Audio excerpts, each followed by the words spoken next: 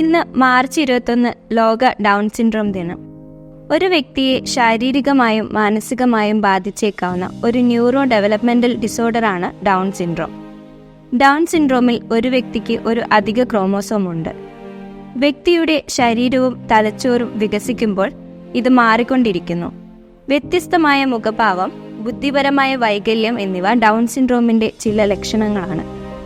Down സിൻഡ്രോമിന് ലഭ്യമായ ചില ചികിത്സാ ഉപാധികൾ സ്പീച്ച് തെറാപ്പി, വ്യായാമം, പ്രത്യേക വിദ്യാഭ്യാസം എന്നിവയാണ്.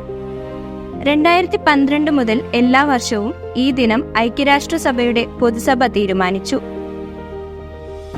ഡൗൺ സിൻഡ്രോമിനെ കുറിച്ച് അവബോധം സൃഷ്ടിക്കുന്നതിനായി എല്ലാ വർഷവും മാർച്ച് 21 ലോക ഡൗൺ സിൻഡ്രോം ദിനം ആചരിക്കുന്നു.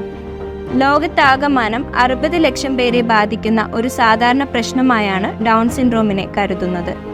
ശരാശരി കണക്കുകൾ പ്രകാരം 750 കുട്ടികളിൽ ഒരാൾക്ക് എന്ന തോതിൽ ഈ അവസ്ഥ കണ്ടുവരുന്നുണ്ട്.